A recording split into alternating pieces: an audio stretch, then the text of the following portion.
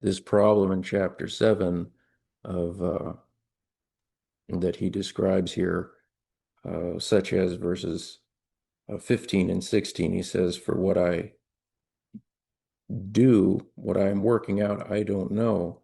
For what I want, I don't do, but I do what I hate.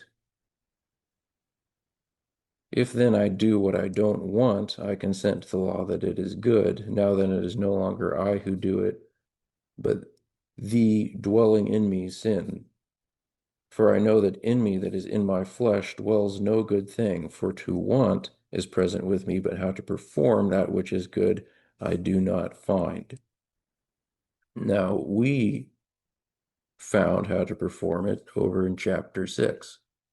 And that is what we focused on 2 weeks ago, 3 weeks ago, really diving through this context.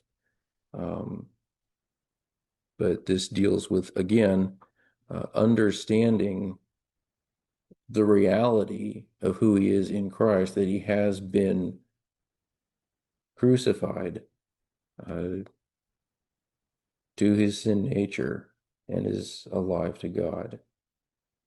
And so, with the sin nature, though, how many times do we hear of people, or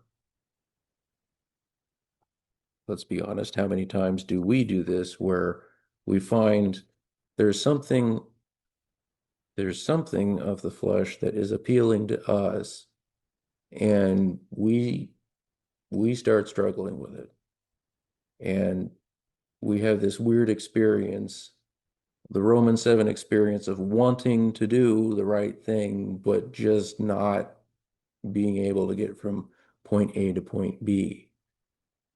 And again, that is what Paul covered in Romans chapter 6, which I'd better leave Romans before I start talking about chapter 6, because otherwise we won't have time to talk about witchcraft.